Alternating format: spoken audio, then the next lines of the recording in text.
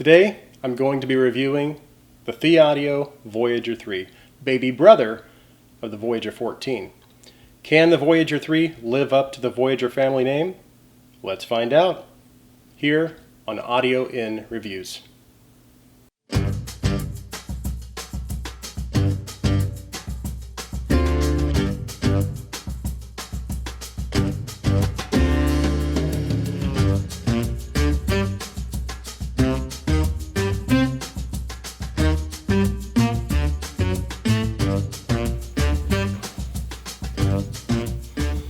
Okay, let's talk about the specifications of the TheAudio Voyager 3. So we'll go over isolation, comfort, design, and the build. Talk about the internals a little bit. Let's start with the design and aesthetics. I like the blue faceplate combo with the clear shell. I think that's very nice looking. I like the black cable. The matte finish on the black cable is nice.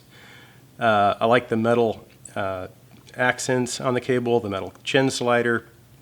I think they did a very good job as far as aesthetics goes. The comfort is good. I've had no fit issues. Usually I can get them in my ear fairly easily. It's got a long stem on there, so it goes in nice and deep. Once I get it where I want it, it seems to be pretty secure, and I have no comfort issues. Some people have had issues with the little bend on this connector right here, the 2-pin connector. When they tighten the chin slider, it seems to put a little pressure on the top part of their ear. I don't have any issues with that. I suppose it has to do with the ear shape. I don't have any problems with that. As far as isolation, these are a hollow shell, so if you're in a noisy environment, you might have a little noise bleed through. So as far as the internals, these are a 3BA driver in-ear monitor consisting of Knowles drivers. The bass driver is a CL22955. The mid is also a CL22955. The treble is an ED29869. The reason they use the same driver for the mids and the bass is they say for coherency between the mids and the bass, and I think they achieved that. Overall, I think they achieved pretty decent coherency between all three drivers.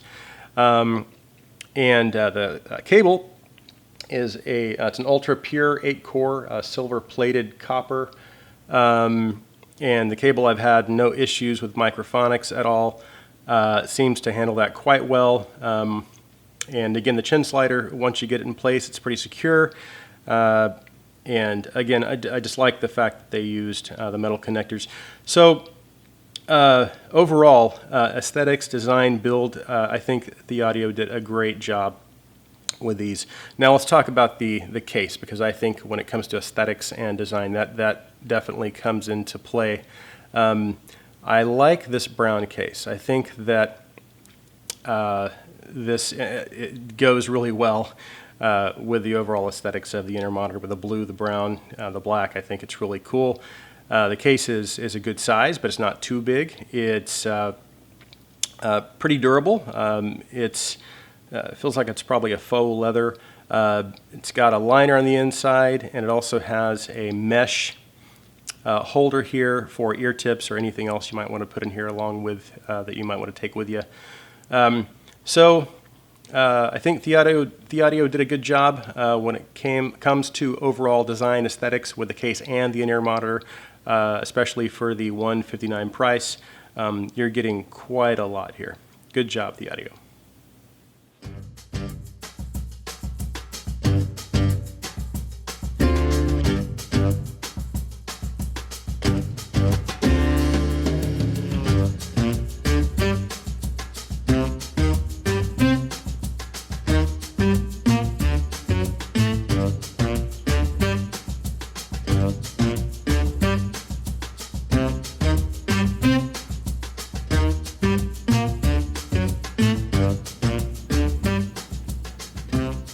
Okay, let's talk about the sound of the Voyager 3. The Voyager 3 has 2 dip switches on each shell. So you can kind of customize it to whatever your preference is. Switch 1 gives you a little bit of a bass boost. Switch 2 gives you a treble boost. You have a total of 4 configurations. With both of them down, that's the default setting. Second configuration would be if you have the switch 1 up, it gives you a bass boost. Third configuration would be if you have switch 1 off, 2 switch on, give you a treble boost. The last configuration would be if you had both switches on, it would give you a bass and a treble boost. My personal preference is with switch 1 up with a little bit of a bass boost and switch 1 down. And I'll tell you why. One of the things I noticed listening to certain songs, I think it was the song by Clara, and it was called You Shouldn't Have. I think it was right at about the it was the first verse of the song, in between 50 seconds and like 1 minute 20 seconds in there. There's a few spots where she has some S's and T's. I noticed there was some sibilance, and that was even with the treble switch off. So when I turned the treble switch on, it was even more apparent that there was sibilance. And to be honest with you, that's my only issue I had with the actual sound. Otherwise, these are spectacular. These are, again, a little bit treble heavy for my personal taste. But it handles the treble quite well. The BA driver they use for the treble handles it quite well. So it really just comes down to a matter of personal preference. So the 3 songs that I listened to a lot of music, but the 3 songs that I really focused on was again Clara, You Shouldn't Have. That was the one I was kind of listening to for female vocal. Hans Theesink. Missing You, that's one that I used to use when I had my Angie 2s.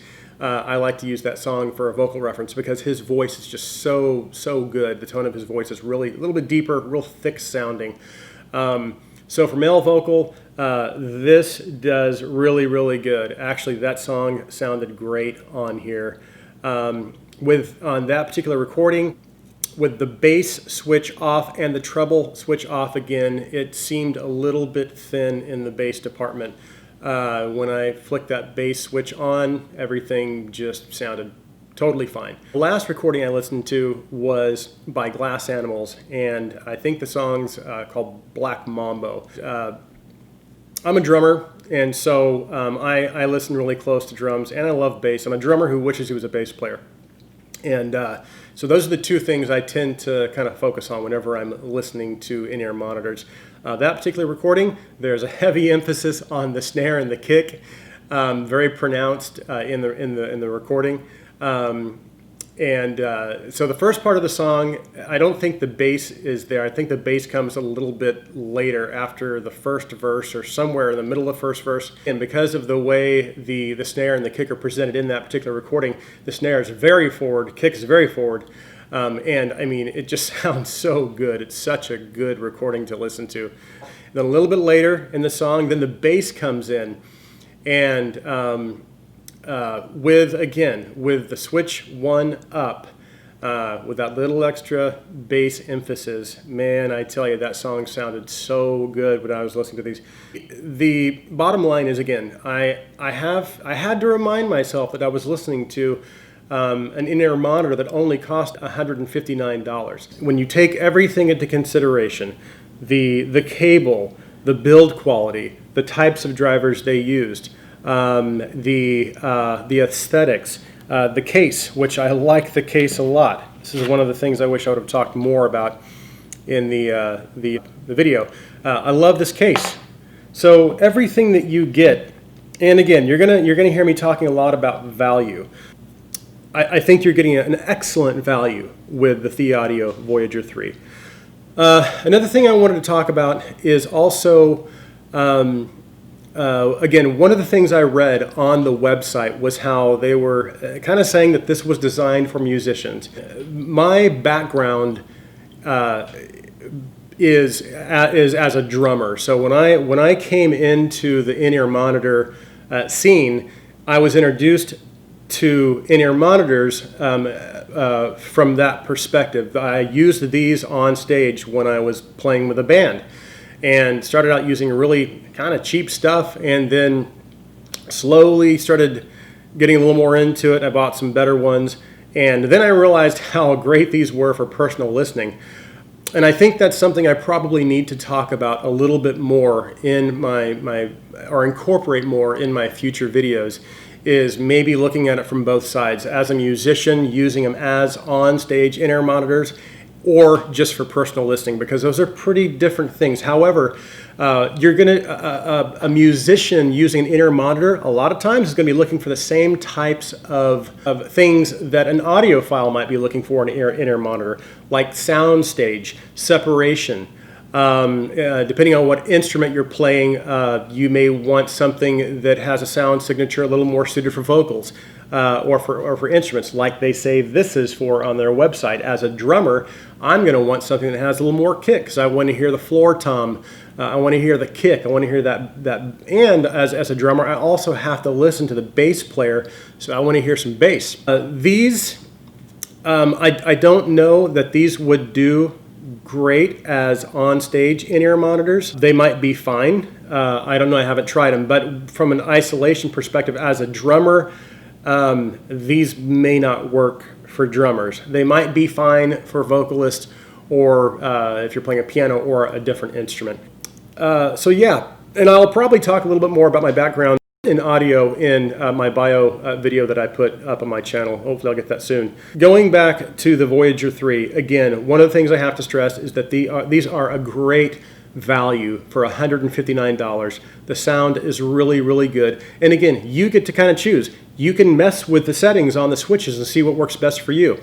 Thank you, TheAudio, for giving us consumers who are, trying to find good values and not spend a ton of money, a good option. This is a very, very good value. So, all right, well, that concludes my sound impressions on the TheAudio Voyager 3. Thanks again so much for watching. Have a great day.